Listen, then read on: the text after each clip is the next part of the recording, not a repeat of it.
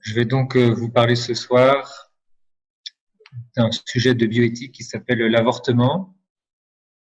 Je vais vous faire un petit peu le cours que je fais au séminarisme, mais pas tout à fait.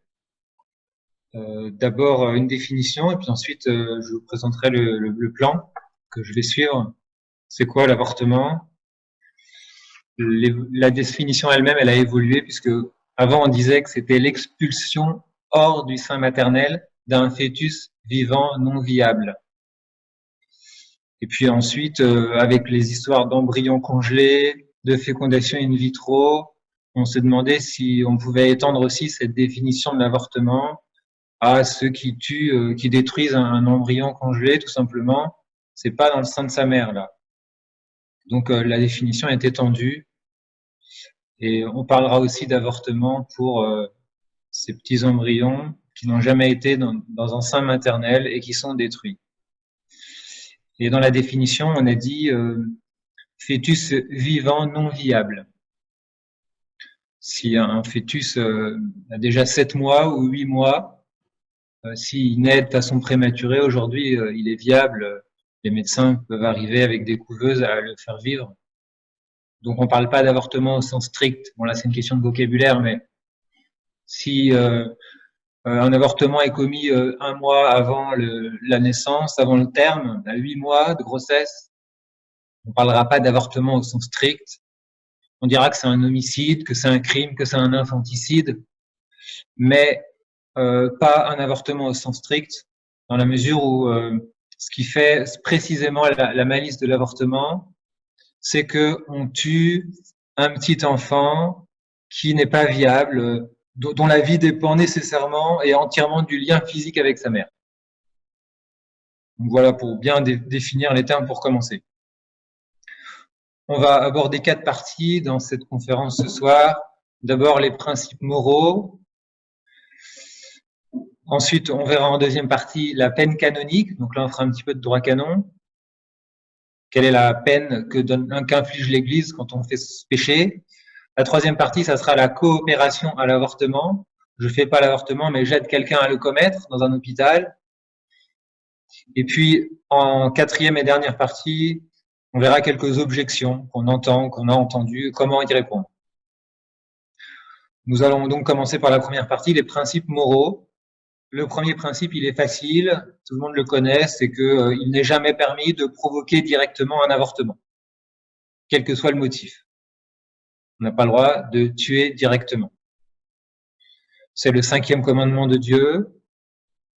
Mais même si on n'avait pas eu la révélation, c'est dans la nature des choses, c'est un péché d'injustice de tuer un innocent. Et on dit même c'est intrinsèquement mauvais. Ça veut dire que aucune raison ne peut le justifier. Même si c'est pour en obtenir beaucoup d'avantages par ailleurs, ça sera toujours un péché et un péché très grave du fait que c'est une injustice, il est innocent et on le tue. On peut donner pas mal de références dans le magistère de l'Église. Je vous cite très simplement Pie XII, dans un de ses discours qui dit « Tant qu'un homme n'est pas coupable, sa vie est intangible ». Il précise « tant qu'un homme n'est pas coupable » parce que par ailleurs, Pie XII admet avec toute la tradition de l'Église la peine de mort. Mais là, on est en présence d'un innocent. Le petit bébé dans le sein de sa mère, il n'a rien fait de mal, il est innocent. Donc ça sera toujours une très grave injustice. Ça, c'est pour le meurtre direct. Ça se complique quand on parle du meurtre indirect. Il y a ce qu'on appelle les règles du volontaire indirect. Et là, pour le cas de l'avortement, ça va consister à poser un acte qui est bon, mais qui aura comme conséquence indirecte et non voulue la mort du petit bébé. Alors là, c'est plus compliqué et dans ces cas-là, ça peut être permis à certaines conditions. Condition que l'acte que je pose, il soit bon, c'est juste une conséquence, la mort du petit bébé. Une conséquence qui est indirecte, qui est non voulue. Et ça pourrait être permis si c'est pour une raison très grave. Donc, je vous donne des exemples, puisque c'est ces cas-là qui peuvent concrètement se poser. Par exemple, la maman qui est enceinte est atteinte d'une tumeur de l'utérus. Alors, là, le médecin va dire, eh bien, il va falloir enlever l'utérus cancéreux, procéder à une ablation de l'utérus cancéreux. Ça s'appelle une hystérectomie. Le problème, c'est que si on enlève l'utérus, il y a le bébé dedans, et donc il va forcément mourir. Donc là, c'est un cas de avortement indirect.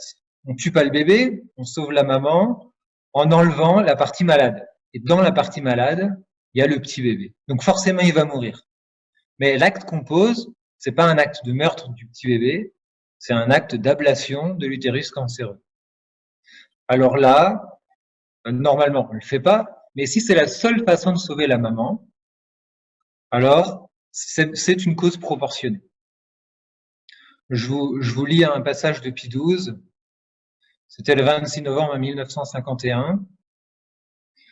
Voilà ce que dit le pape. Si la survie de la future mère, indépendamment de sa grossesse, requiert en urgence une intervention chirurgicale ou une autre thérapeutique qui aurait comme conséquence accessoire, en aucun cas voulu, la mort du fœtus, cette mort ne pourrait se dire attentat direct à la vie innocente.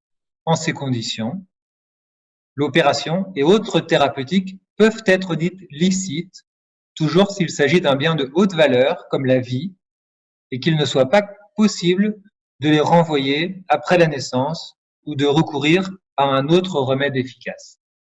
Donc Pie XII dit bien, il faut que ce soit la seule solution pour sauver la mère. Ça peut être d'autres maladies aussi très graves de la maman, maladies mortelles, un autre cancer, cancer du sein, cancer des os. Si la seule solution pour sauver la mère, ça va être un traitement qui va la sauver, mais qui risque de tuer l'enfant, si on est au tout début de la grossesse et on ne peut pas attendre, la maman va mourir si on attend l'accouchement, parce qu'on est au premier mois, aux premières semaines de la grossesse, par exemple, eh bien, ça peut être permis. C'est pas un avortement. On ne tue pas le petit bébé directement. On entreprend un acte de soin de la maman qui, indirectement, va causer la mort du petit bébé. Alors, si on s'en aperçoit alors que la maman est à son 6e ou 7e mois de grossesse, on va provoquer un accouchement. L'enfant va naître prématuré, mais on pourra le sauver. Mais si on est au tout début de la grossesse et que le cancer, on s'en aperçoit trop tard, il est déjà bien avancé, il faut absolument réagir immédiatement. Alors là, eh bien, c'est permis. C'est permis de faire ce qu'il faut pour sauver la maman, même si indirectement, ça entraînera la mort du petit bébé. Ça ne veut pas dire que c'est une obligation. Et il y a eu des cas où la maman dit, ben non, moi je préfère, tant pis, vous me soignez pas, et tant pis si je meurs, mais moi je veux pas qu'on tue mon petit bébé, qu'on prenne le risque en me soignant de tuer mon petit bébé. Donc Pie XII, par exemple, raconte dans une de ses allocutions aux sages-femmes, il raconte que il y a eu un cas d'une maman qui, comme ça, était atteinte d'une grave maladie. Le médecin lui a dit, on peut vous soigner, mais ça risque de tuer votre bébé parce que vous êtes enceinte et voilà, ça va.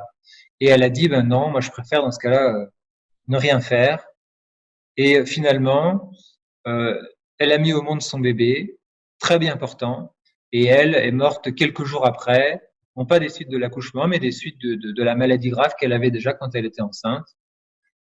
Et ensuite, le petit bébé, il a grandi, c'est devenu une jeune fille qui est devenue religieuse, infirmière, et qui s'est dévouée aux malades. Et Pie XII raconte cette histoire comme une histoire très édifiante d'une maman qui n'a pas voulu qu'on la soigne pour soigner son petit bébé.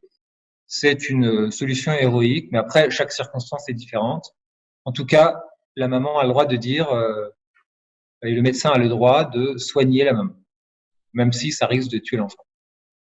Et puis, il y a un autre cas très délicat, qui arrive malheureusement, qui n'est pas très rare, c'est le cas de la grossesse extra-utérine. Alors là, c'est le cas où le fœtus se développe en dehors de l'utérus, la plupart du temps dans une des trompes utérines. Alors c'est très problématique puisque la trompe utérine, elle n'est pas du tout apte au développement du fœtus. Et donc le petit bébé, il va mourir certainement, mais aussi la maman si on fait rien.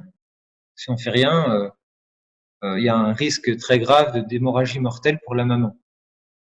Donc, on est très tenté, tous les médecins sont tentés de dire, ben, on va procéder à un avortement, on va tuer le petit embryon, puisque de toute façon, il est voué à la mort, et puis si on fait rien, c'est mortel pour la maman. Mais là, ça s'appelle un avortement. On le tue directement. Pour sauver la mère, on le tue directement.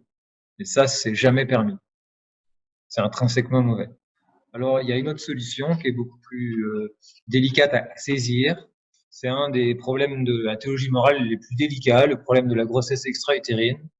Et quand on explique ça aux médecins, généralement, ils ont du mal à l'accepter, parce que c'est vrai que c'est difficile à accepter. C'est de dire, on ne tue pas le petit bébé directement, parce que ça, c'est pas permis. Mais on va sectionner la trompe utérine, enlever la partie sur laquelle s'est implanté l'embryon, et ça s'appelle la salpingectomie. Ça va conduire à la mort du fœtus, nécessairement, parce qu'on a enlevé une partie de la trompe sur laquelle était le petit bébé.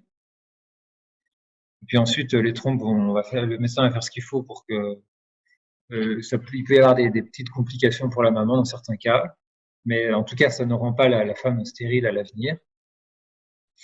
Et là, on a fait ce qu'on pourrait appeler un meurtre indirect. Voilà, parce qu'on a enlevé la partie de la trompe sur laquelle était implanté le petit bébé. Et donc forcément, le petit bébé, on l'a enlevé avec et il est mort. Mais la difficulté, c'est que quand on dit ça aux médecins, ils trouvent ça ridicule et ils voient pas pourquoi. Et donc, ça sera difficile à faire admettre. Mais moralement, avec la loi divine, on ne peut pas admettre que ce soit légitime de tuer le petit bébé sous prétexte qu'il est au mauvais endroit et que non seulement il va mourir, mais il va tuer sa maman. Alors certains disent c'est un cas de légitime défense, c'est comme si le petit bébé il mettait en danger sa mère, donc c'est comme un injuste agresseur. Mais Pion s'est élevé contre cette interprétation en disant on ne peut pas considérer un petit embryon comme un injuste agresseur. C'est un enfant innocent, c'est pas un injuste agresseur. Donc on ne peut pas le tuer sous ce mauvais principe. Il est innocent, ce n'est pas un agresseur. D'ailleurs, s'il est là, c'est pas de sa faute. S'il est au mauvais endroit, c'est pas de sa faute. Il y est pour. Dès qu'on aborde cette question-là, souvent les gens demandent imaginons que l'accouchement se passe très mal et c'est soit la mère, soit l'enfant. Voilà, le médecin se tourne vers le papa qui est là, très angoissé, et dit monsieur, ça se passe très très mal. Est-ce que on tue l'enfant, ça sauve la mère, ou est-ce que tant pis on sacrifie la mère pour le bien pour l'enfant? Qu'est-ce qui est le plus important, la mère ou l'enfant? Qui on tue? De toute façon, les deux pourront pas survivre en même temps. Situation tragique. Pie XII a répondu à cette question et il dit le problème est mal posé et c'est pas comme ça qu'on résout moralement ce problème-là. On peut pas se demander qui est-ce qu'on va tuer, soit la mère, soit l'enfant. C'est immoral de tuer la maman pour sauver l'enfant. C'est immoral de tuer l'enfant pour sauver la maman. Dans les deux cas, c'est immoral. On peut pas tuer un innocent pour sauver un autre innocent. C'est toujours intrinsèquement mauvais, c'est toujours immoral. Donc, c'est immoral de tuer le bébé, même si on pense qu'en tuant le bébé, ça va sauver la maman. Et c'est immoral de tuer la maman pour sauver le bébé. Et puis XII dit, il faut faire tous les efforts pour essayer de sauver les deux. C'est la seule solution morale. On essaye de sauver les deux. Et puis peut-être qu'on n'y arrivera pas. Ce qui est certain, c'est que la pratique a montré, l'expérience a montré que les médecins catholiques qui s'appuient sur ce principe, il faut essayer de sauver les deux, eh bien, ils ont bien souvent réussi à sauver les deux. Et ça a fait beaucoup avancer la science dans le domaine de l'obstétrique. On a appris des meilleures façons de gérer ce genre de problème. C'est un peu trop facile. On en tue un pour sauver l'autre. Donc, on n'en tue aucun des deux. Comme dit saint Paul, on n'a pas le droit de faire le mal pour obtenir un bien. On ne peut pas faire un péché pour obtenir un bien. Donc, on essaye de sauver les deux. Et puis XII dit aussi, il est défendu, même pour sauver la mère, de causer directement la mort d'un petit être. Donc, c'est toujours le même principe. Causer directement la mort d'un petit être, c'est toujours injuste. C'est jamais permis de tuer un innocent. Directement. Donc, on fait ce qu'on peut pour sauver les deux. Moi, je discutais l'autre jour avec un gynécologue obstétricien. Je lui ai demandé si ça lui était arrivé d'être dans ce dilemme terrible, de se dire zut, on n'arrivera pas à sauver les deux. Et il m'a dit non, maintenant ça n'arrive plus. Il y a 50 ans, ça arrivait. Maintenant, avec les césariennes, on provoque les accouchements un petit peu plus tôt maintenant, on n'arrive plus à ce genre de dilemme terrible. Avant, ça pouvait arriver. En tout cas, c'est important de bien retenir ce principe. On n'en tue pas indirectement pour sauver l'autre. Voilà les principes. La première partie, principes moraux. Maintenant, on arrive à la deuxième partie, peine canonique. Le péché d'avortement, en droit canon, ça s'appelle un délit. Un délit, c'est un péché qui va faire encourir une peine devant l'Église. Et la peine prévue dans l'Église, c'est une excommunication. C'est la peine la plus grave. On est retranché de la communion des fidèles. On n'a plus le droit de recevoir les sacrements, plus le droit de gagner des indulgences, on ne bénéficie plus de toutes les prières de l'Église. C'est terrible. Et en plus, cette excommunication, elle est late sententia, c'est-à-dire qu'elle tombe automatiquement. Même si les autorités ecclésiastiques ne s'en sont pas aperçues, c'est automatique. Alors quelqu'un qui est excommunié, il ne peut pas recevoir les sacrements. Il faut d'abord qu'il aille voir la personne compétente qui pourra enlever son excommunication, lui donner l'absolution de son excommunication, et alors seulement il pourra recevoir les sacrements, par exemple se confesser. Le code de droit canonique, que ce soit le code de 1917 ou celui de 1983, disent bien, il y a une condition, c'est que il faut que les faits aient été obtenus. C'est pas juste la tentative d'avortement. Imaginons quelqu'un qui a la ferme intention, qui va à l'hôpital et puis au dernier moment, pour un motif X ou Y, n'obtient pas l'avortement puisqu'il y a quelque chose qui s'est passé entre-temps, dépendamment de sa volonté. Cette personne a fait le péché intérieurement puisqu'elle avait vraiment l'intention de le commettre. Donc devant Dieu, elle est aussi coupable. Mais la peine ne tombe pas puisqu'il n'y a pas eu effectivement avortement. Donc, devant Dieu, c'est la même culpabilité, mais devant l'Église, à propos des peines, la peine ne tombe pas. De même si la grossesse est incertaine, la peine ne tombe pas. Par exemple, une femme qui utilise un stérilet, il y a de fortes chances que de temps en temps, il y ait des avortements. Mais on ne le sait pas trop, on ne sait pas quand. Ou bien pilule du lendemain. Il y a eu une relation non protégée, elle a peur d'être enceinte, elle prend la pilule du lendemain. On ne sait pas si elle a été de fait enceinte ou pas, on ne sait pas s'il y a eu conception, donc on ne sait pas s'il y a eu avortement. Donc il n'y a pas de peine canonique dans ce cas-là, pas d'excommunication. En revanche, si une femme craint d'être enceinte et après un test de grossesse qui se révèle positif, elle prend une pilule abortive RU 486, alors là, elle est sûre d'être enceinte, elle est sûre de faire un avortement par la pilule abortive. Donc là, la peine tombe. Qui est excommunié? Regardons précisément, puisque l'Église détaille et ne veut pas que la peine elle tombe sur n'importe qui. Il y a des causes excusantes, des causes atténuantes. Les personnes excommuniées, ce sont les causes principales. D'abord, c'est-à-dire le médecin qui fait l'avortement ou la sage-femme, ou bien la mère elle-même si elle tue elle-même son enfant. Aussi, ceux qui ont donné l'ordre. Par exemple, si une jeune fille est enceinte alors qu'elle n'est pas mariée et que ses parents font pression extrêmement forte pour qu'elle avorte, eux aussi sont excommuniés. Et puis tous ceux sans qui le délai n'aurait pas pu être commis. Ceux sans qui le délit n'aurait pas pu être commis. On s'est demandé si l'infirmière qui aide le médecin dans le bloc opératoire, elle était excommuniée aussi. Les canonistes sont pas tous d'accord, donc on pense plutôt que non, puisque son aide n'est pas absolument nécessaire. De même, les députés qui ont voté la loi pour l'avortement, comme on ignore l'influence causale effective de leur vote, ils ne sont pas excommuniés. Et l'Église, dans sa miséricorde, donne des circonstances qui vont faire que la peine ne tombe pas. Et la principale, c'est l'ignorance non coupable de la peine. Je ne savais pas que quand on faisait un avortement, on était excommunié.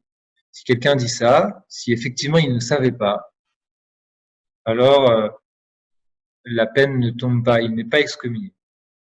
Si bien qu'on peut dire qu'aujourd'hui, je pense que beaucoup de gens ne savent pas, tout simplement. Et donc une femme, une mauvaise catholique qui est enceinte, qui va se faire avorter, elle sait que c'est mal, elle fait un péché mortel certainement, mais comme elle ne savait pas que l'Église liait une peine ecclésiastique à ce péché très grave, eh bien elle n'est pas excommuniée. De même, la crainte grave empêche la peine de tomber. Donc, par exemple, c'est une femme qui, son médecin lui fait très très peur en disant si vous gardez votre bébé, vous risquez de mourir. Ou bien une autre menace très grave. Donc elle, sous l'effet de la crainte, se fait avorter. Elle fait un péché mortel, ça c'est sûr, puisque c'est très grave, mais elle ne sera pas excommuniée. Et qui peut lever cette excommunication? Jusqu'au pape François, normalement, fallait aller voir un évêque, ou bien un prêtre qui avait reçu les pouvoirs spéciaux de l'évêque pour absoudre cette excommunication. Donc c'était un petit peu lourd, mais c'était bien en même temps. L'Église avait fait exprès. Quand l'Église attache une peine ecclésiastique à un péché, c'est pour que les gens comprennent que c'est pas un péché anodin, que c'est un péché particulièrement grave. Et si en plus n'importe quel prêtre ne peut pas enlever cette peine, c'est plus lourd et en même temps c'est plus marquant pour les gens. Donc, par exemple, il y a 10 ans, avant le pape François, une femme se fait avorter, elle savait qu'il y avait une excommunication, donc elle est excommuniée, elle va voir un prêtre lambda, monsieur l'abbé, voilà, je m'accuse, je voudrais me confesser, je m'accuse d'avoir commis un péché d'avortement. Le prêtre va lui demander, mais vous saviez qu'il y avait une excommunication en faisant ça? Elle dit, oui, je savais. Et le prêtre, il y a 10 ans, lui aurait répondu, bah, madame, je suis désolé, mais dans ce cas-là, vous êtes excommuniée. Il faut aller voir un évêque, ou bien il faut que je demande le pouvoir à un évêque pour vous donner l'absolution. Ça prendra quelques jours. Revenez me voir dans quelques jours. C'est un petit peu lourd, et en même temps, ça marque. C'est formateur pour la conscience. Mais en 2016, le pape François a dit, c'était le 20 novembre 2016, je concède à tous les prêtres à partir de maintenant, en vertu de leur ministère, la faculté d'absoudre le péché d'avortement. C'est-à-dire que depuis 2016, n'importe quel prêtre peut absoudre de l'excommunication liée à ce péché. Si bien qu'une femme excommuniée ou un médecin, avorteur, qui se confesse, n'importe quel prêtre peut l'absoudre finalement comme s'il n'avait pas d'excommunication. Donc c'est assez léger maintenant. Alors d'un certain côté c'est bien parce que c'est plus facile d'obtenir l'absolution rapidement, mais d'un autre côté, pour la formation de la conscience, pour bien montrer aux gens que c'est un péché particulièrement grave, particulièrement odieux, ben, sous cet aspect-là, c'est un peu dommage, puisque ça devient un péché finalement un petit peu plus anodin. Si tout prêtre peut l'absoudre sans problème, finalement l'excommunication, elle fait plus grand-chose. Il suffit d'aller se confesser, c'est terminé. Voilà, ça c'était la deuxième partie, le délit canonique d'avortement. Maintenant, un petit mot sur la coopération à l'avortement. Coopérer à un péché, c'est aider quelqu'un à commettre ce péché. On peut coopérer, par exemple, à un cambriolage. On se met en bas de l'immeuble et on surveille que la police passe pas. Et s'il y a quelque chose de bizarre, vite, on prévient le cambrioleur. On n'a pas cambriolé, mais on a coopéré, on a aidé le cambrioleur. Donc, évidemment, c'est pas bien d'aider quelqu'un à commettre un péché. Mais il peut y avoir des cas où cette coopération peut être permise. Ça dépend, et il y a plusieurs principes. Plus le péché auquel on coopère est grave, plus la raison qui justifie la coopération doit être grave. Si je coopère à un tout petit péché très léger, bon, c'est moins grave. Et s'il y a une cause proportionnée, dans certains cas, ça pourrait être permis. Si je veux coopérer à un péché très très grave, comme par exemple l'avortement, alors là, il faudrait vraiment qu'il y ait une raison extrêmement grave pour justifier une telle coopération. Une autre distinction préliminaire pour bien comprendre, c'est que il existe la coopération prochaine ou la coopération éloignée. Exemple de coopération éloignée. C'est le maçon qui construit l'hôpital dans lequel il y aura des avortements. Finalement, en construisant cet hôpital, en utilisant tout son art pour construire juste le mur de l'hôpital, il va aider un petit peu à commettre, mais c'est lointain. Il va donner tous les bâtiments nécessaires, toute la structure physique pour que les avortements aient lieu. Donc, il va aider finalement à commettre l'avortement, mais il l'aide de façon lointaine, de façon éloignée. De même, celui qui est cuisinier dans cet hôpital. Il est cuisinier dans un hôpital où on fait des avortements. C'est gênant, parce que tous les jours, il fait la cuisine, finalement, il va nourrir les avorteurs. Donc, il va les aider finalement à être en bonne santé, à être en forme pour tuer les petits bébés. C'est gênant. Et en même temps, c'est une coopération que éloignée. La femme de ménage qui passe l'aspirateur dans l'avortoir. C'est gênant aussi, elle coopère, mais de façon lointaine. Et puis, il y en a qui coopèrent de façon très proche. Par exemple, l'anesthésiste. Il est dans le bloc opératoire, il endort la femme pour que le médecin puisse tuer son enfant. Alors là, l'anesthésiste, c'est beaucoup plus proche que le maçon ou le cuisinier. Il est proche non seulement physiquement, mais proche de façon dans la cause. Son aide est essentielle et immédiate, quasiment. Alors évidemment, le principe, c'est plus la coopération est proche, plus c'est embêtant. Et plus il faudra une cause grave pour la justifier. La question qui se pose souvent, c'est pour les infirmières. L'infirmière est dans un hôpital où se font des avortements. Évidemment, elle veut pas en faire. Et imaginons qu'on lui dit, Madame ou Mademoiselle, si vous faites pas, vous devez faire un avortement. Voilà, c'est votre boulot. Et si vous faites pas, vous allez vous faire renvoyer. Vous allez perdre votre travail. Alors forcément, elle se dit, est-ce que j'ai le droit, est-ce que j'ai pas le droit? Il y a pas mal de pays aujourd'hui où il y a un droit à l'objection de conscience. Voilà, ma conscience m'interdit, je refuse. Ça peut être appliqué de façon plus ou moins stricte. Mais en France, en Suisse, en Italie, il y a au moins dans la loi, au moins théoriquement, c'est ce droit à l'objection de conscience. Donc là, il faut refuser. Il n'y a pas de cause proportionnée pour accepter ce genre d'aider à commettre un péché si grave. Et même d'ailleurs, si jamais c'était un pays où il n'y avait pas ce droit à l'objection de conscience, l'infirmière risque de perdre son travail.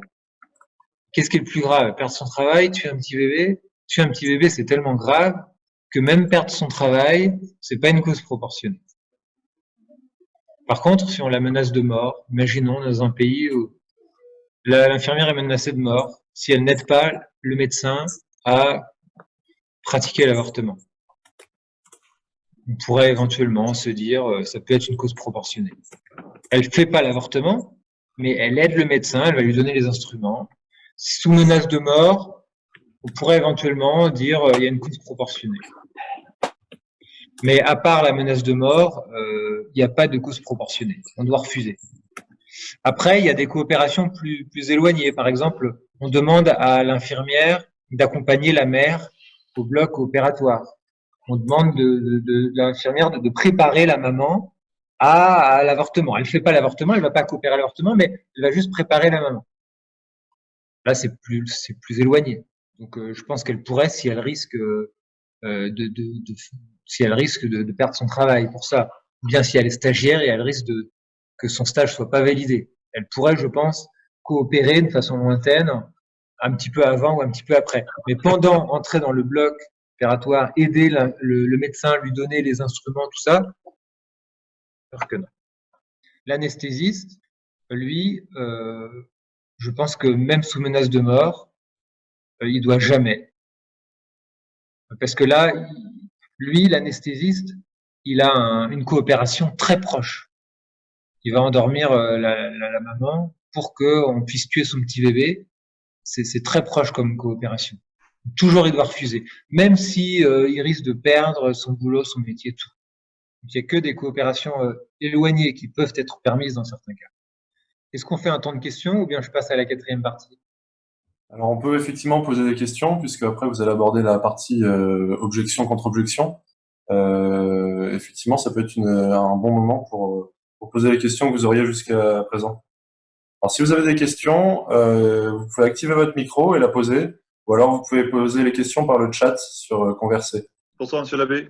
Je m'appelle Flavien Prévost-Stark. J'ai une question concernant les conséquences des grossesses extra-utéro. Quelles sont les séquelles d'une opération de la membrane pour la mère? Vous parliez de séquelles pour la mère, que ça ne porterait pas atteinte à sa fécondité, mais en revanche, il pourrait y avoir des séquelles. Je pense que la séquelle, ça pourrait être que la trompe utérine, une des deux va être obstruée, ce qui est un petit peu embêtant, mais comme une femme a deux trompes utérines, Oui. de toute façon, l'autre pourra servir, donc c'est pas très grave.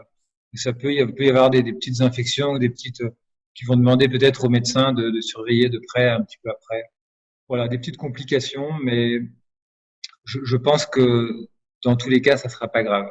Et concernant les points les plus délicats, personnellement, c'est tout ce qui touche à la morale, sur, je dirais, pardonnez-moi l'expression, mais ce jeu de conscience entre, par exemple, je comprends bien la distinction crime direct, crime indirect. En revanche, par exemple, je comprends pas pourquoi, dans le cadre toujours d'une opération extra-utéro, pourquoi il faut passer par là plutôt que, je dirais, de retirer le bébé, enfin le fœtus, de l'emplacement où il est, puisqu'il n'est pas viable par son positionnement. Et enfin, c'est là où je comprends pas ce jeu de conscience. Oui, alors de toute façon, je précise que ce cas de la grossesse extra-utérine est la solution morale. Je vous ai dit, c'est un des problèmes les plus compliqués en théologie morale. Donc c'est très difficile à admettre, hein. Ça je concède, hein. Moi-même, j'avoue que j'ai mis beaucoup de temps et c'est très délicat. Voilà. Ensuite, il faut dire, le petit bébé, il est pas au bon endroit. Si je le prends, je l'enlève, je le tue et je le tue, c'est un crime direct. Voilà. Peut-être que dans 10 ans, on arrivera avec les progrès de la médecine à le prendre et à le mettre au bon endroit. Possible. Mais le problème, c'est que c'est vraiment minuscule. Mais peut-être que dans 10 ans, on y arrivera. Et dans ce cas-là, on pourra essayer, même si on n'est pas sûr d'y arriver, on tentera. On le prend, on le déplace, et puis, on n'a pas réussi, alors il est mort entre-temps. Ça serait indirect. Ça, on pourrait. Mais, Mais là, au stade où on en est, c'est, on le prend, mais en fait, on le tue. On le tue, on l'enlève, on le tue directement. Et donc là, on est obligé de bien revenir toujours au principe. Tuer directement un innocent, c'est toujours injuste. Bonsoir, monsieur Louis. Voilà, je voulais savoir, le fait que l'avortement soit condamné avec une peine d'excommunication, ça signifie que c'est plus grave qu'un homicide ordinaire, on peut dire. Oui, c'est une bonne question. Non, ça veut pas dire que c'est plus grave. C'est pas forcément plus grave. Ça dépend qui on tue. Si on tue le président, si on tue une personne qui est très indispensable au bien commun, ça peut être plus grave. Simplement, comme c'est une personne qui est toute petite, qui est sans défense, qui est quasiment invisible, ça peut paraître anodin, et c'est pour ça que l'Église a voulu mettre cette peine pour bien montrer attention, c'est très grave. Donc, quand il y a un délit comme ça qui est puni par une excommunication, c'est pas forcément parce que c'est plus grave que d'autres péchés. Généralement, c'est des péchés très graves, mais c'est pas forcément plus grave. C'est juste que l'Église veut attirer l'attention des fidèles en disant attention, c'est particulièrement odieux de faire ça. Et en plus, ça peut paraître inaperçu parce que ce petit bébé, il va pas crier, il va pas se défendre, ça va se faire dans le silence. Et donc, c'est comme si l'Église prenait un petit peu la défense de ces petits bébés en criant à leur place. Alors que quand on tue un adulte dans la rue, bien, ça va se voir, on va aller en prison, il y aura la police, ça va faire la une des médias. Voilà. Donc, l'Église s'est dit, pour un homicide de quelqu'un qui est déjà viable, les gens, ils sentent que c'est mal.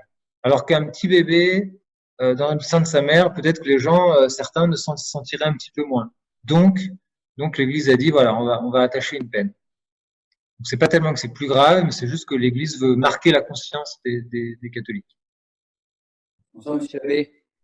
Je voulais vous demander, est-ce qu'on pourrait penser que l'extension de la levée de l'excommunication par n'importe quel prêtre de la part du Saint-Siège corrobore une certaine volonté, entre guillemets, hein, de rendre l'acte d'avortement beaucoup plus anodin, comme vous le disiez? Est-ce que vous pensez qu'il y a une volonté derrière, un petit peu comme la plupart des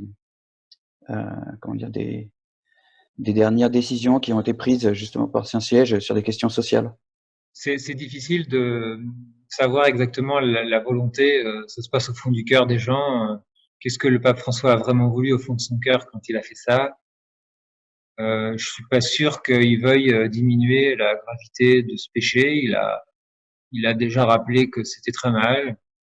À mon avis, c'est plus son esprit de miséricorde, parfois un petit peu excessif ou déplacé, de vouloir vraiment rendre la miséricorde du bon Dieu plus accessible au point peut-être malheureusement de rendre le péché plus anodin, c'est vrai.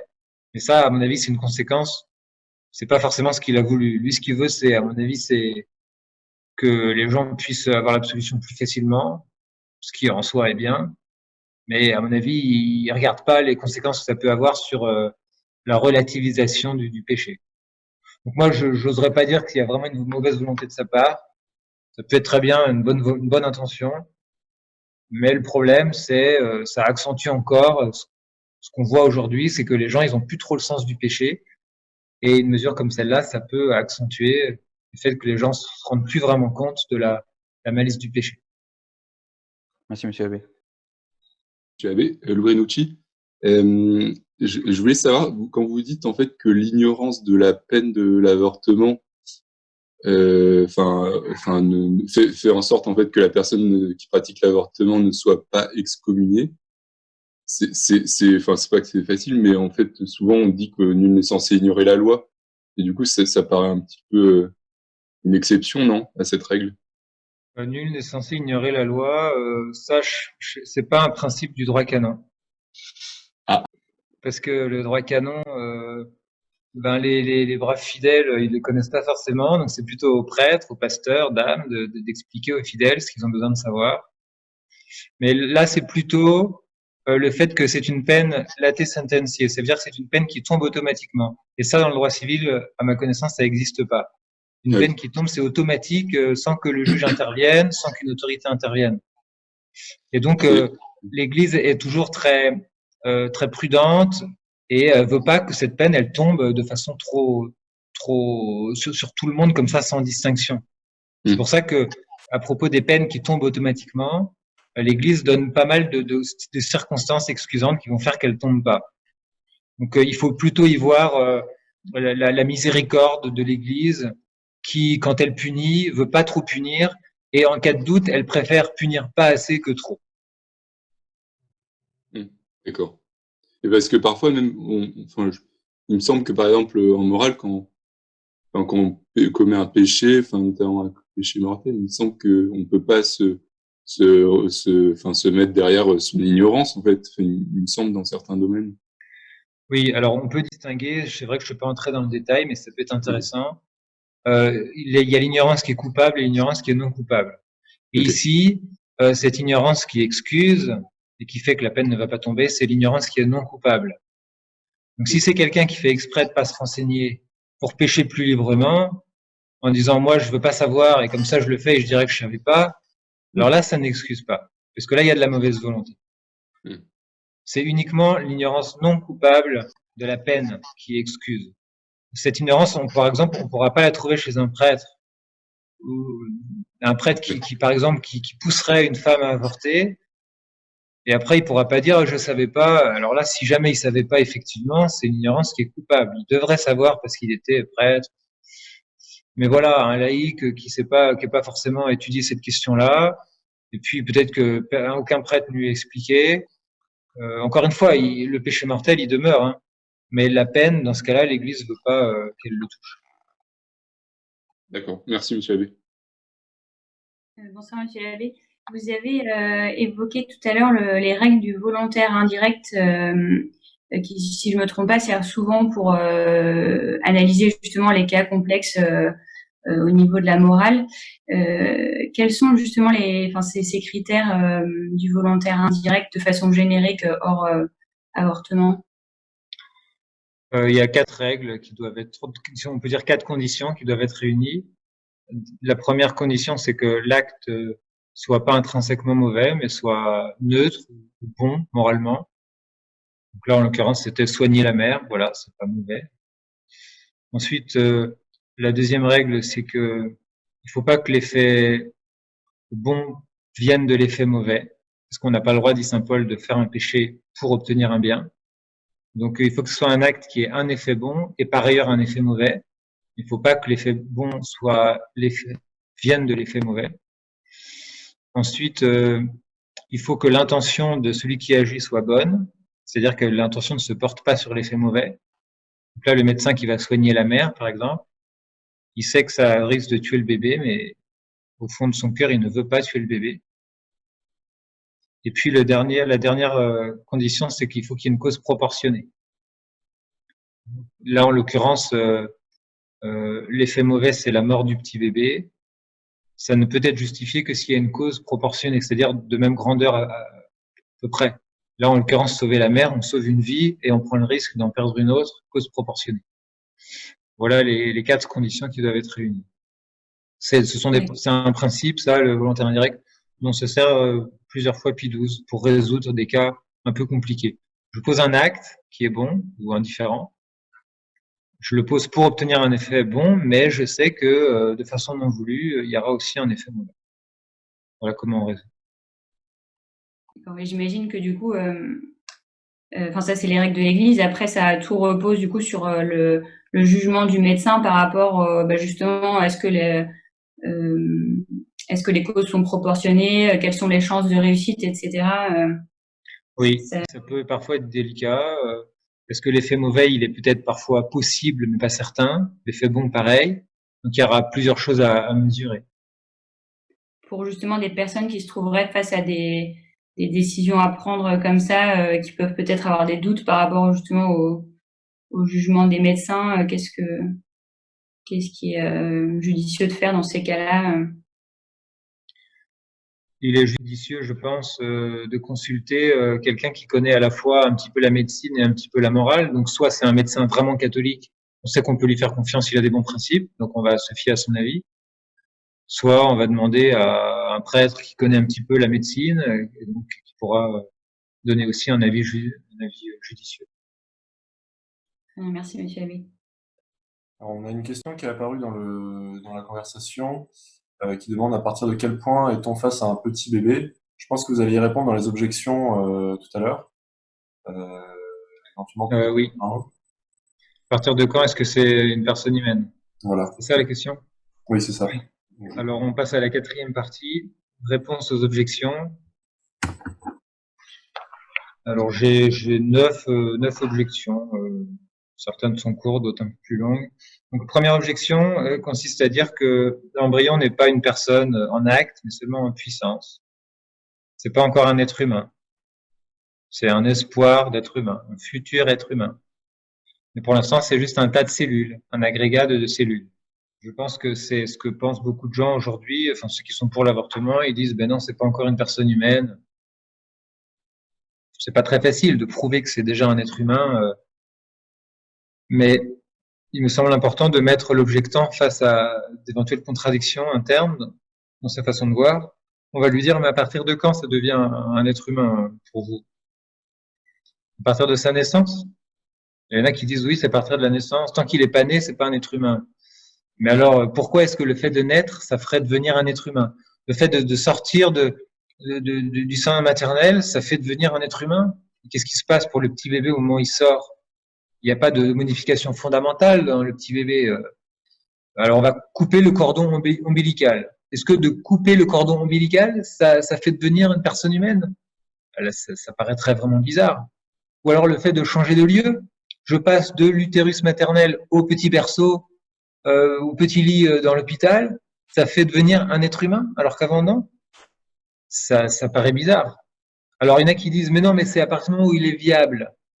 Et tant qu'il n'est pas viable, eh bien, dans ce cas-là, il n'est pas encore être humain. Mais encore, et pourquoi est-ce que le fait d'être viable ferait qu'on est un être humain? Et pourquoi est-ce que d'être pas viable, ça fait qu'on n'est pas un être humain? Quand on applique ça ensuite dans les législations civiles, on voit que c'est très variable suivant les pays.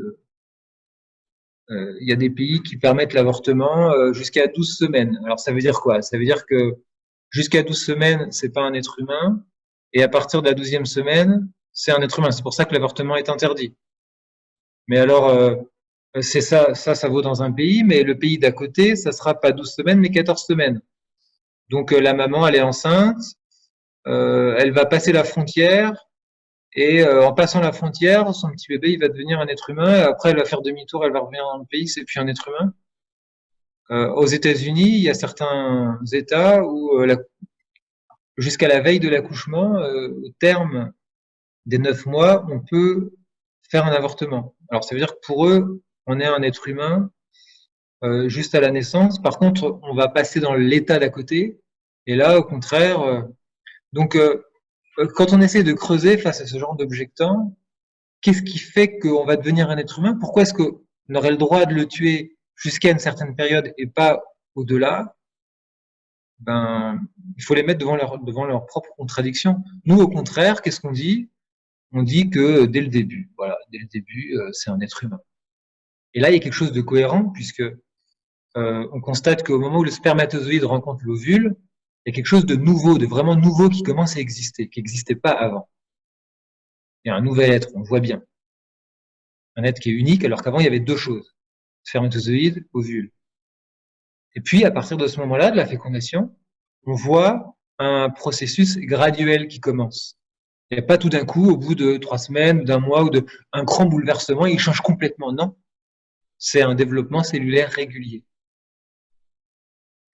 Et pendant les 9 mois, ça va être très régulier, très progressif, très graduel. Donc, on ne voit pas à quel moment il pourrait tout d'un coup devenir un être humain s'il n'était pas dès le début. C'est pour ça qu'on se dit, il reste que qu'il soit être humain dès le début. Parce qu'après, c'est très progressif et très continu. D'ailleurs, je pense que les gens, ils l'admettent souvent quand on discute avec des gens qui sont pour l'avortement, ça va être passionnel, ça va être émotif. Ils vont s'appuyer sur des sentiments, des émotions, mais ça sera pas forcément des arguments très rationnels. Si déjà, avec quelqu'un qui est pour l'avortement, on arrive à discuter de façon cohérente, logique, avec des arguments intellectuels, c'est déjà bon signe. Quand dans un zoo, une femelle panda conçoit, voilà, elle attend un petit bébé. La période de gestation commence. Alors c'est toujours un très grand événement dans un zoo parce que les pandas, c'est difficile pour les pandas de s'accoupler, de concevoir. Déjà, ils sont pas, la femelle, elle est pas fertile très souvent. Je crois que c'est que 2 jours par an. Enfin bon, passons. Donc les gens sont fous de joie. Ça y est, la femelle panda, elle attend un petit. Voilà. Elle attend un petit quoi? Un petit bébé. Un petit bébé quoi? Un petit bébé dromadaire? Ben non, elle attend forcément un petit bébé panda. C'est logique. Et tout le monde dit, bah oui, elle attend un petit bébé panda. Par contre, une femme enceinte, elle attend un petit bébé. Et c'est quoi? C'est un petit bébé quoi? Ben, en fait, tout le monde sait que c'est un petit bébé humain. Pourquoi est-ce qu'on l'admettrait pour les animaux, mais pas pour les êtres humains, mais pas pour les êtres humains? À cette objection se joint celle qui prétend s'appuyer sur la thèse de saint Thomas d'Aquin. Saint Thomas d'Aquin dit que l'embryon n'est pas un être humain dès la conception. Au début, dit saint Thomas, il n'a qu'une âme sensitive et pas une âme humaine. Et donc, l'objectant dit, voyez, moi je m'appuie sur saint Thomas d'Aquin qui dit qu'au début, c'est pas un être humain, c'est progressif. Au tout début, il n'a pas une âme humaine. C'est ça qui fait qu'on est un être humain, c'est une âme humaine. Or, saint Thomas, dans la Somme théologique, dit que au début, il n'a pas une âme humaine, l'embryon. Effectivement, c'est vrai, la citation n'est pas tronquée. Saint Thomas d'Aquin pensait que au début, l'embryon n'avait qu'une âme sensitive, c'est-à-dire comme une âme d'animal. Et puis, petit à petit, à un moment, cette âme va disparaître et une âme plus parfaite va lui succéder, une âme intellectuelle, une âme d'être humain. Pourquoi disait-il cela? Parce que sa physique, c'était la physique d'Aristote, donc une physique qui aujourd'hui est en partie périmée. Il n'avait pas d'échographie, il connaissait pas, comme on connaît aujourd'hui, toute la génétique. Et le principe sur lequel il s'appuie, c'est un principe juste, consiste à dire une forme suppose une matière suffisamment préparée. Donc, tout être matériel est composé de matière et de forme. Dans un être humain, la matière c'est le corps et la forme c'est l'âme. Et pour que la forme soit là, il faut que la matière soit suffisamment préparée, apte à recevoir la forme. Et donc saint Thomas dit, pour que l'âme arrive, il faut que le corps soit suffisamment prêt à la recevoir. Or, pensait-il, et c'est là l'erreur, pensait-il, au tout début, le corps n'est pas prêt à la recevoir. Mais maintenant, avec les découvertes récentes, on voit que le patrimoine génétique de chaque individu est complet et invariant dès la fécondation de l'ovule. et qu'il détermine déjà la stature générale, le tempérament et les dons naturels bruts qui ne feront que se manifester par la suite. Et donc aujourd'hui, avec la connaissance de la génétique actuelle, on dit, contrairement à ce que disait saint Thomas, que dès que l'ovule est fécondé, il est apte à recevoir une âme humaine. Il a suffisamment pour recevoir l'âme. Et donc, la thèse aujourd'hui la plus probable, c'est que l'âme humaine, elle est là dès le premier instant de la conception. C'est-à-dire quand l'être est au stade d'œuf fécondé, ce qu'on appelle le zygote. Donc au tout début. Bonjour Monsieur Ladé. Oui. Enfin, plutôt bonsoir. C'est une objection qui m'a été faite par un médecin qui est catholique. On parlait justement du moment auquel l'embryon possède une âme, et il était admis par l'Église catholique que c'était effectivement dès la conception. Mais ce médecin-là me disait que 50% des embryons n'atteignaient pas la nidation qui avait lieu 6 jours après la fécondation. Et justement, ça posait la question de savoir pourquoi, c'est une petite digression, mais pourquoi à ce moment-là, Dieu permettrait qu'il y ait 50% d'âmes, entre guillemets, qui ne soient pas viables, entre guillemets. Alors là, on essaye de sonder l'intention divine. Et je vous avoue que l'intention divine, elle est très mystérieuse et elle nous dépasse. Peut-être qu'au ciel, on comprendra, et encore, au ciel, on comprendra mieux, mais on comprendra pas tout parce que Dieu, il est infini. Et c'est son plan, il nous dépasse. Et dès qu'on essaye de creuser, mais pourquoi est-ce que Dieu a fait ceci, on est dépassé. Donc il faut avoir l'humilité de se dire, c'est un argument qu'on peut pas exploiter parce que là on entre dans la divinité elle-même. Pourquoi est-ce que Dieu a fait ça? C'est comme pourquoi est-ce que Dieu permet le mal? On peut pas. Donc à mon avis, c'est une objection qui est intéressante mais qui n'est pas exploitable. Pourquoi est-ce que Dieu crée tant de personnes qui ensuite iront en enfer? Toutes les fausses couches, même avant, sans aller en se limitant à la fécondation, il y a beaucoup de fausses couches. Pourquoi est-ce que Dieu permet qu'il y ait tant de fausses couches? Quel est l'intérêt pour lui de faire qu'il y ait des êtres humains qui meurent comme ça en si grand nombre?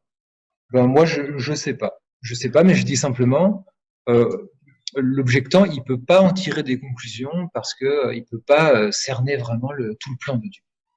Oui, mais enfin, faire rentrer dans le plan de Dieu, mais par rapport à votre explication précédente, pourquoi à ce moment-là admettre que qu'on a une âme plus au moment de la fécondation qu'au moment de la nidation, à partir du moment où on est réellement viable, entre guillemets?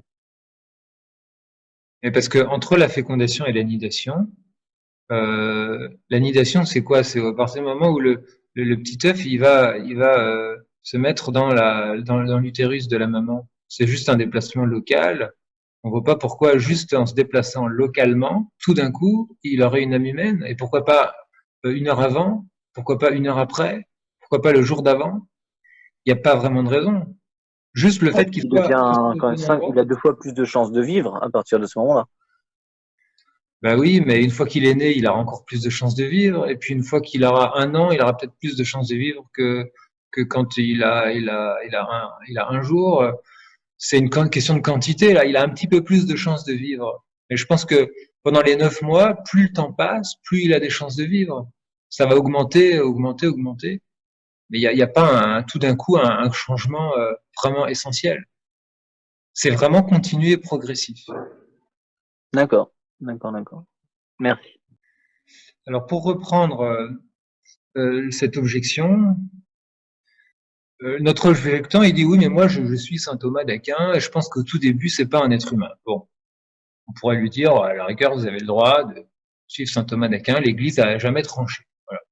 Moi je vous dis l'opinion la plus probable c'est que l'âme humaine elle soit infusée par Dieu au tout début de la fécondation, mais à la rigueur quelqu'un qui dit non moi je pense qu'elle arrive qu'une semaine après, c'est pas un hérétique. L'Église n'a jamais voulu trancher définitivement cette question.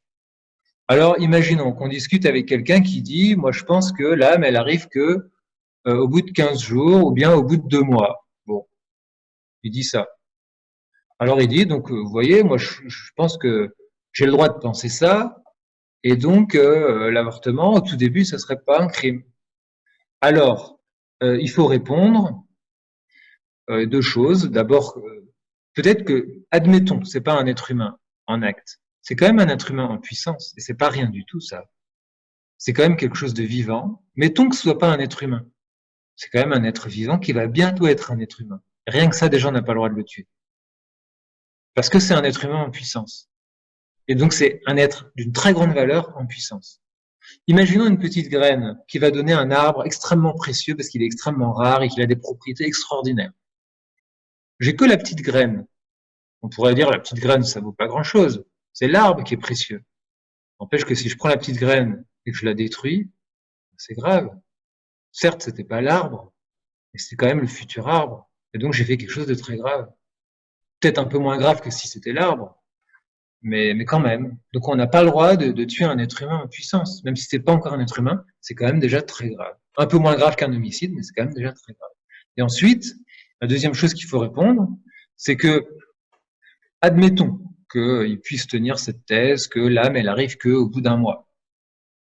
Il est obligé de reconnaître que c'est pas une certitude, que c'est une question disputée et qu'il y a un certain doute. Alors, est-ce que j'ai le droit de prendre le risque de tuer un être qui est peut-être un être humain? C'est une question disputée, c'est douteux. Ben, j'ai pas le droit de prendre le risque. C'est comme si je suis dans la forêt, à la chasse, j'ai un fusil, et puis il y a quelque chose qui bouge derrière le buisson. Je sais pas si c'est un être humain ou si c'est un sanglier ou un cerf. C'est peut-être un être humain. Oh, allez, il y a une chance sur trois que ce soit un être humain et deux chances sur trois que ce soit un animal. Est-ce que j'ai le droit de tirer? J'ai pas le droit de tirer. J'ai pas le droit de prendre le risque. Je dois m'abstenir parce que j'ai pas le droit de prendre le risque de tuer. C'est peut-être un être humain. Ben là, c'est pareil. L'objectant, il est obligé de reconnaître, c'est une question disputée, c'est débattu, c'est pas certain, on a un doute. Dans ce cas-là, on prend pas le risque. On n'a pas le droit. S'exposer volontairement au danger prochain d'homicide, c'est un péché de la même espèce que le péché d'homicide. Et en confession, on dira, ben voilà, je me suis exposé au péché d'homicide, et finalement, devant Dieu, c'est quasiment aussi grave que si j'avais commis l'homicide. Donc, même si on admet la thèse de saint Thomas, on n'a pas le droit de pratiquer un avortement, même au tout début de la grossesse. Ensuite, une objection qui revient, c'est évidemment les objectants, ils prennent une situation extrême, c'est le viol. Imaginons c'est une fille de 13 ans ou de 14 ans, voilà, elle est enceinte suite à un viol. Alors là, l'objectant, il va jouer sur les sentiments, les passions, les émotions. Cette pauvre fille. Et il faut répondre que on peut comprendre que cette femme, elle veuille pas garder cet enfant. Ça peut se comprendre. Elle a que 13 ans. Le papa de cet enfant, elle le déteste, elle le connaît pas. Il lui a fait beaucoup de mal. Peut-être que quand elle va voir cet enfant, ça va lui rappeler son traumatisme. Donc on peut comprendre qu'elle ne veuille pas garder cet enfant. Mais elle peut le confier, il y a des associations, il y a beaucoup de couples qui sont stériles et qui rêvent de pouvoir adopter un enfant. C'est quand même une solution qui est bien meilleure. C'est quand même triste. Il y a des gens qui ont des enfants, ils en veulent pas. Il y en a d'autres qui en ont pas et qui en voudraient. Et on pourrait trouver une solution qui contenterait tout le monde. Il y a des milliers de couples, par exemple en France, qui voudraient adopter et qui peuvent pas parce que en France, il y a des procédures extrêmement lourdes. Et surtout, si on propose à cette jeune fille un avortement, elle a déjà subi un premier traumatisme, elle s'est fait violer, et on va lui donner un deuxième traumatisme, tuer son bébé. C'est pas anodin, même si c'est une jeune fille, même si cet enfant elle l'a pas voulu, c'est jamais anodin pour une femme de tuer son bébé. Il y a une telle, c'est tellement ancré dans toute femme, c'est cet amour de l'enfant. La femme elle est toute tournée vers la maternité, elle est faite pour ça. Donc même si elle l'a pas voulu cet enfant, même si elle est trop jeune pour s'en occuper, ça va de toute façon la traumatiser. Ça va lui faire du mal si on tue son bébé. Donc elle a déjà subi un traumatisme et vous lui en faire subir un deuxième. C'est pas comme ça que vous allez l'aider. On va s'occuper de son enfant, d'accord, on va pas lui donner, mais on va pas le tuer. Ensuite, il y a ceux qui disent que l'avortement devrait être réservé dans les cas où l'embryon il a une grave malformation. Il est anormal. Et donc, il pourra jamais vivre normalement plus tard. Il va être un poids pour ses parents, un poids pour la société. D'ailleurs, lui-même, s'il pouvait parler, il dirait qu'il veut pas vivre, dit l'objectant. Donc, c'est très bien le diagnostic prénatal pour voir s'il est en bonne santé ou pas. Et ensuite, on le tue si jamais on voit qu'il a un problème. Alors, les techniques de diagnostic prénatal, en soi, c'est pas mal en soi. Ça dépend de l'usage qu'on va en faire. Hein. Si ça sert à dépister une maladie qu'on pourra ensuite soigner, si ça peut aider les parents à s'organiser pour accueillir un enfant malade, très bien. Mais aujourd'hui, de fait, ça sert quasiment uniquement pour sélectionner les bébés. Et aujourd'hui, 96% des enfants trisomiques sont avortés. Ce qu'on appelle de l'eugénisme, on fait un tri, sélection. L'objectant disait, d'ailleurs, s'il pouvait choisir, il dirait qu'il veut pas mourir, qu'il veut pas vivre. Alors ça, déjà, c'est pas prouvé. Il y a beaucoup d'handicapés qui sont très heureux. Ceux qui s'occupent d'enfants handicapés disent que parfois ils sont impressionnés parce que ce sont des enfants parfois qui se rendent pas compte de leur handicap et finalement qui ont moins de soucis que les personnes bien portantes et qui sont heureux. Ça dépend des cas, mais ils peuvent être très heureux. Et puis ensuite, sur l'argument de fond, il faut bien comprendre que si on tue tous ceux qui sont un poids pour la société, alors qu'est-ce que ça révèle sur l'état d'une société? Une société qui tue tous ceux qui, économiquement, vont coûter cher. Ça s'appelle des barbares, des décadents, des sauvages. C'est justement le propre d'une civilisation, d'un pays civilisé, de savoir dépenser de l'argent pour s'occuper des gens, aider les plus faibles, les plus fragiles. Je vous cite Jean Rostand qui disait je pense qu'il n'est aucune vie si dégradée, si détériorée, si abaissée, si appauvrie soit-elle, qui ne mérite le respect et vaille qu'on la défende avec zèle. J'ai la faiblesse de penser que c'est l'honneur d'une société que d'assumer, que de vouloir ce luxe pesant que représente pour elle la charge des incurables, des inutiles, des incapables. Et je mesurerais presque son degré de civilisation à la quantité de peine et de vigilance qu'elle s'impose par pur respect de la vie. Et je trouve que c'est bien dit. Comment on voit si un pays est civilisé? S'il est capable de dépenser de l'argent pour aider les plus pauvres et les plus fragiles. Si on tue tous ceux qui sont un peu lourds, un peu pénibles, un peu difficiles, on n'est pas des gens civilisés. Alors, et puis après, on va tuer aussi les chômeurs, les retraités, enfin tous ceux qui sont un poids. Il n'y a pas que l'aspect financier, c'est même secondaire l'aspect financier dans notre société. Ensuite, la cinquième objection, je vous la lis, c'est quelqu'un qui dit il y a un droit à l'avortement, voici la preuve. Pour que le fœtus se développe et naisse, il faut une corrélation entre deux phénomènes. Le phénomène biologique de la vie qui se développe et le phénomène de l'amour maternel qui souhaite cet enfant. Si les deux ne coïncident pas, la mère a le droit d'interrompre sa grossesse. C'est son droit le plus strict, c'est le respect de sa liberté. Alors là, l'objectant, il dit il faut qu'il y ait cette corrélation entre les deux aspects, biologie et puis amour maternel, sinon elle a le droit de le tuer. Ça s'appelle une pétition de principe. Il ne prouve rien, il affirme comme ça, il faut qu'il y ait corrélation entre la vie biologique et l'amour maternel, sinon elle a le droit de le tuer. Ça prouve rien du tout. La sixième, c'est le professeur Jérôme Lejeune qui disait la pilule abortive RU86 tue le fœtus. C'est un pesticide anti-humain. Voilà l'expression assez bien vue qu'il avait utilisée. Un pesticide anti-humain. Or, la médecine ne tue pas. Aucun médecin n'a donc le droit de donner cette pilule. Et là, un autre médecin a tenté de le réfuter en disant la pilule RU486 sauve des vies. En effet, dans le monde, 200 000 femmes chaque année meurent des suites d'avortements clandestins tragiques. Les avortements sanglants peuvent conduire à des septicémies mortelles. En tant que médecin, je veux tout faire pour parer à ces drames.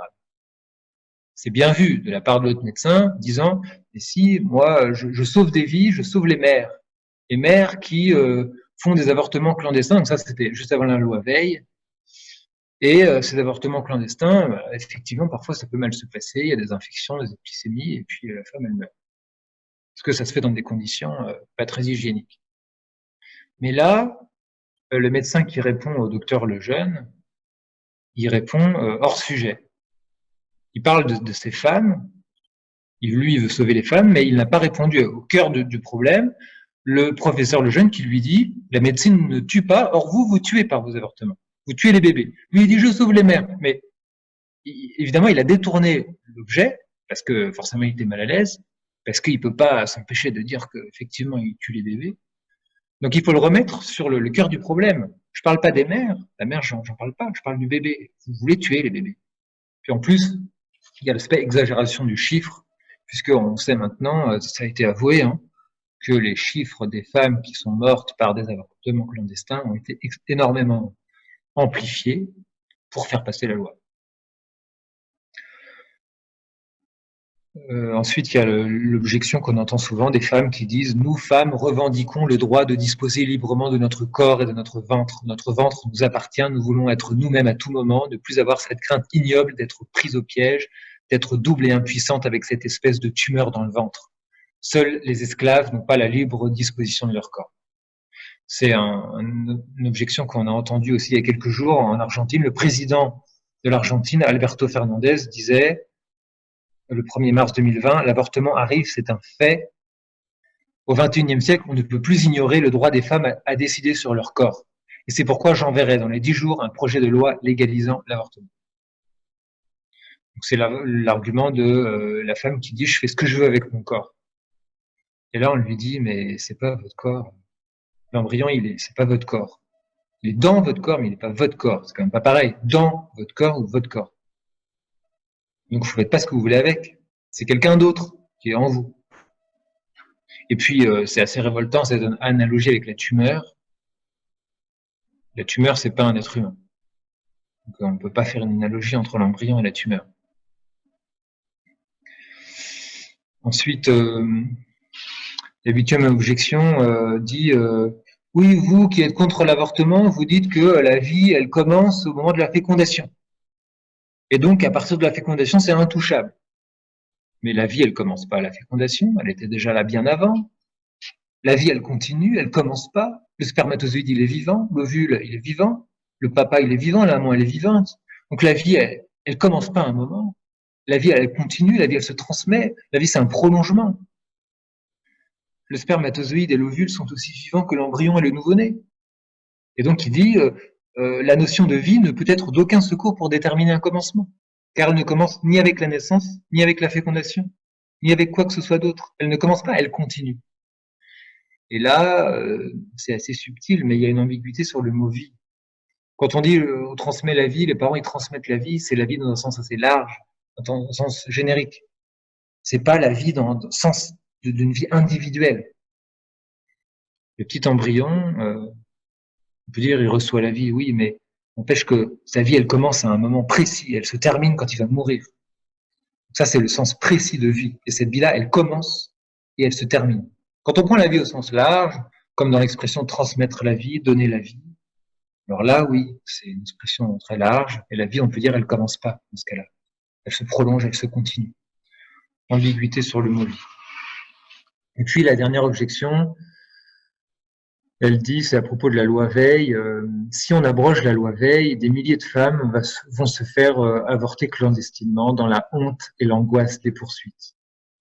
Ces femmes enceintes sont dans de telles détresses que de toute façon, elles avorteront. Dans n'importe quelle condition. Que ce soit permis ou pas permis, de toute façon, elles avorteront. Aucune législation ne les en empêchera. Alors, maintenons cette loi, c'est juste pour mettre de l'ordre, un cadre dans la société, sinon ça va être le gros désordre, ça va être l'anarchie. Évidemment, l'avortement, c'est très très mal. C'est toujours un drame. Mais de toute façon, on l'empêchera jamais. Alors, il faut le cadrer dans une loi. Donc maintenons la loi, sinon ça va être le désordre. Mais là, il faut répondre que c'est une pétition de principe, il part de quelque chose il se sert de ce qu'il veut prouver comme moyen de preuve. Il part du principe de toute façon il y aura des avortements, c'est inévitable. Mais c'est un principe qui est à nuancer énormément. Puisque si c'est permis, il y en a beaucoup plus que si c'est interdit. Le fait de l'interdiction légale, c'est une barrière que n'osent pas franchir beaucoup de femmes. Donc de dire que ce soit permis ou pas permis, de toute façon il y aura des avortements, autant les canaliser, ben on dit non, si c'est pas permis, il y en aura beaucoup moins. Il y en aura énormément moins. Et donc, parce que les barrières tombent quand c'est légal. Alors, ne partons pas du principe de toute façon il y en aura. Partons du principe, il faut les limiter au maximum. Et pour les limiter au maximum, ben, l'interdiction légale, elle a beaucoup de poids. Voilà, j'ai terminé. Est-ce qu'il y a des questions? Merci Monsieur Levé pour toutes ces explications. J'avais peut-être une question sur la responsabilité de l'homme et la femme, dans le sens où aujourd'hui, y a-t-il un péché de non-assistance de la part de l'homme face à une femme qui serait en passe de pratiquer un avortement, ou quelle est la responsabilité des hommes face à l'avortement? Parce qu'on n'en parle pas souvent. Alors, vous parlez de l'homme qui est le papa de l'enfant en question. L'homme qui est le papa, ou l'homme, effectivement, l'homme en tant qu'homme, au contraire de la femme. Donc, par rapport au devoir d'information, etc. Alors, ben, l'homme, si c'est le papa de l'enfant, évidemment, il a un devoir très grave vis-à-vis de cet enfant. Et donc, il va devoir tout faire pour, si sa femme, elle ne veut pas l'enfant, elle veut avorter, il va devoir la soutenir au maximum, exercer la plus forte pression possible pour qu'elle le garde. C'est un petit peu le paradoxe aujourd'hui de la loi, c'est que c'est l'enfant de l'homme et de la femme, mais c'est que la femme qui va décider. Mais en fait, l'homme, il a son mot à dire, forcément. Et donc, il a un devoir très grave d'intervenir, de faire tout ce qu'il peut pour sauver ce petit bébé. Et ensuite, pour évidemment s'en occuper. Il y a des cas, les cas tragiques, c'est ben, la femme, elle est enceinte, mais le papa, lui, il s'en fiche complètement, il est parti, on ne pourra pas le retrouver. Évidemment, c'est totalement irresponsable. Et c'est très grave. Donc, si c'est le père de l'enfant, évidemment, il a un rôle extrêmement grave.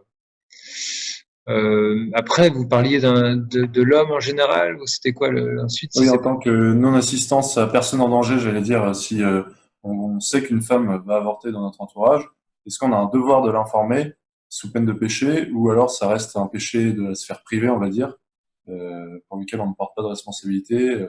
En particulier, ma question porte en fait sur le devoir de communiquer sur l'avortement dans les milieux externes, etc. Oui. Oui, là, ça peut être un devoir de charité.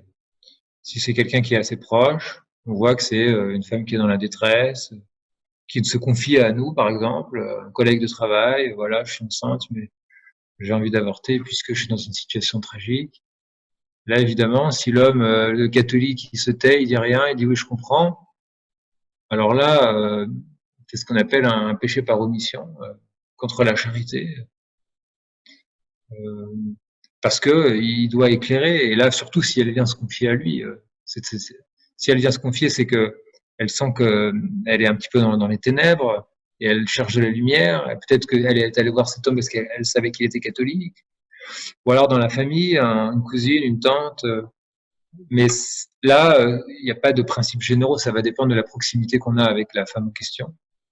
Mais si on a un devoir spécial vis-à-vis de cette femme, par exemple, c'est l'homme, le catholique en l'occurrence, c'est son oncle, c'est son parrain, ou il a un rôle spécial de protection ou un engagement vis-à-vis d'elle. Donc là, il pourra être tenu d'aller la voir pour l'éclairer, pour lui dire. Sinon, c'est plutôt les circonstances qui diront. Là, je vous donnais l'exemple dans le cadre professionnel. S'il a l'occasion comme ça qui se présente, c'est peut-être la Providence qui a mis cette femme sur son chemin pour qu'il l'éclaire. Donc, il peut y avoir assez facilement, mais ça va dépendre des circonstances, mais il peut y avoir facilement un devoir de charité de la part du catholique, d'éclairer cette pauvre femme, de la fortifier, de l'encourager, de lui donner des solutions pour qu'elle évite ce péché. Bien, merci. Est-ce qu'il y a rapidement d'autres questions à l'abbé? Oui. Oui, bonsoir Monsieur l'abbé, Jean-Baptiste Paul. Je voulais revenir sur la question qui se posait de savoir quand est-ce qu'on peut considérer qu'il y avait véritablement un être humain. Donc la réponse a priori c'était au moment de la fécondation, quand l'ADN était totalement déterminé. J'avais lu un discours du professeur Lejeune où il se posait justement cette question et il disait que c'était pas si sûr que ça parce qu'en fait on pouvait on constatait des cas dans la nature où par exemple, donc il y avait deux ovules qui étaient fécondés, donc qui a priori c'était parti pour donner deux jumeaux. Et en fait, les deux fœtus au tout début se fusionnaient. Et qu'en fait, on n'obtenait qu'une seule personne. Ou inversement, on avait un œuf fécondé qui se multipliait et après qui se séparait. Et en fait, il y avait des cas de la nature qui faisaient qu'en fait, on pouvait pas vraiment trancher et qu'il y avait un peu une zone de flou qui était quelque part dans le secret de Dieu. Et est-ce que c'est des questions qui ont été sur lesquelles l'Église a travaillé ou... Oui, oui, enfin l'Église, plutôt des théologiens privés, mais pas l'Église, pas le Saint-Siège de façon publique. Mais donc c'est la question des jumeaux homozygotes. Dans les 14 jours qui suivent la conception, l'embryon peut se couper en deux. Et ça fait des vrais jumeaux. C'est pas deux ovules qui sont fécondés, c'est un seul ovule. Et puis ensuite, l'œuf, il se coupe en deux. Alors là, c'est très troublant, effectivement, parce qu'on se dit, il y avait qu'une âme, et l'âme, elle est simple. Donc une âme, elle se coupe pas en deux, elle se partage pas. Donc certains se sont dit, bon, bah, alors ça veut dire que l'âme, elle arrive pas au tout début, parce que là, le fait que ce petit embryon minuscule se partage en deux, on voit pas comment, avec l'âme, ça pourrait s'expliquer. Donc certains ont dit, donc l'âme, elle arrive un petit peu après. C'est une possibilité. Moi, je vous ai dit, l'Église n'a pas tranché, on a le droit de le penser. Moi, je penche plutôt pour répondre qu'en fait, c'est pas un embryon qui devient deux avec une âme qui se partage en deux, ce qui est pas possible. Mais il y a un embryon avec une âme, et puis à partir de cet embryon, il y en a un deuxième qui en provient. Et puis Dieu infuse une deuxième âme ensuite, dès que l'autre sort du premier. Et donc Dieu a infusé l'âme du premier, et puis dès qu'il y a eu séparation, Dieu infuse l'âme du second. À mon avis, voilà, ça peut être une explication tout à fait possible. Donc cette question des jumeaux homozygotes, à mon avis, ne remet pas en question fondamentalement l'hypothèse que c'est un être humain dès le tout début, mais on a tout à fait le droit de penser que en fait c'est qu'au bout d'une semaine ou deux. Mais simplement, ça me semble plus difficile puisque, comme je vous disais, au bout d'une semaine ou deux, il y a pas de changement, c'est continu, c'est progressif, il y a un développement cellulaire régulier, donc on voit pas pourquoi ça arriverait au bout d'une semaine ou 2 semaines ou 3 semaines, parce que c'est juste c'est un processus graduel. Donc je maintiens que le plus probable, c'est quand même que l'âme, elle soit là dès le tout début. Mais du coup, dans le cas où on a deux embryons séparés, donc qui a priori ont chacun leur propre âme, et qui fusionnent et qui ne donnent naissance qu'à une seule personne. Alors là, vous croyez que ça existe, ça? Bah non, dans le discours du professeur Lejeune, il parlait de ça, et effectivement, j'avais entendu parler de personnes qui pouvaient laisser deux traces d'ADN différentes, et c'était des personnes comme ça, c'est quelque chose d'assez curieux, mais apparemment, ça peut se produire, oui. Alors il y en a un des deux qui est mort, peut-être, entre les deux. Je ne sais pas. Je sais pas. Mais non, parce que justement, les deux ADN se développent dans l'organisme, et justement, c'était un cas d'affaire policière. On avait relevé une empreinte d'ADN, et en fait, le suspect numéro 1 avait une autre empreinte. En fait, on s'est rendu compte qu'il avait deux empreintes d'ADN. Enfin, c'était un peu curieux. Bon, ben, je ne connais pas ce cas de figure, mais je vais me pencher sur la question. Mais là, en l'occurrence, je ne connais pas. D'accord. Merci, monsieur Labbé. Très bien. S'il n'y a pas d'autres questions, on va continuer là-dessus. Un grand merci, monsieur Labbé, de nous avoir résumé un petit peu tout ce qui se faisait. Attendez, on a une petite question, on va la prendre. Une dernière question. Je ne sais pas si vous voyez, monsieur Labbé, dans la... J'ai vu le début de la question, mais la phrase était coupée. Alors, est-ce que nous pourrions entendre que dans les cas de jumeaux homozygotes, cette scission était voulue et que par conséquent, au lieu qu'il y ait eu une âme, il y avait eu deux qui, par voie de fait, amèneraient deux jumeaux? Deux âmes dès le début. Ben, s'il y a deux âmes, il y a deux êtres. Hein. C'est l'âme qui fait l'être. Donc, deux êtres dès le début, alors qu'il n'y a qu'un seul corps, non, c'est pas possible. Ça, on peut pas admettre un corps avec deux âmes à l'intérieur. Ouais. Pardonnez-moi, monsieur Abbé, c'est moi qui posais la question. C'est pas ce que j'entendais. J'entendais pas deux âmes pour un corps. J'entendais que d'emblée, la volonté de Dieu était qu'il y ait justement la naissance de ces jumeaux, et que donc qu'il y avait eu infusion de deux âmes pour justement provoquer cette scission. Est-ce que ce serait une possibilité? Je sais pas si vous allez arriver à comprendre ma question. Mais je vois pas très bien, non, je vois pas très bien, parce que soit il y en a un au début, il y a une âme, et puis c'est ensuite qu'il y a un deuxième un deuxième petit embryon qui en provient. Soit c'est dès le début, mais dès le début, c'est-à-dire qu'il y a 2 ovules qui sont fécondés. Sinon, j'arrive pas trop à voir ce que ça donnerait. Monsieur l'abbé, je crois qu'il y a une autre question concernant des bébés monstres qui, a priori, n'ont pas d'âme humaine. Les bébés monstres. Oui, c'est une question qui a été posée. C'est vrai qu'il y a eu des cas où, enfin, des bébés qui étaient d'une telle malformation et d'ailleurs qui sont nés, ont vécu un peu, mais sont morts. Je sais pas si c'est en lien avec cette notion de bébé monstre, mais j'avais aussi entendu parler de ça. Oui, oui, mais alors là, il y a tous les cas de figure possibles. C'est comme les Siamois. Les Siamois, parfois on se demande est-ce qu'il y a une âme, est-ce qu'il y a 2 âmes. Ça dépend quelle est la partie commune, quelle est la partie distincte pour chacun. Les monstres,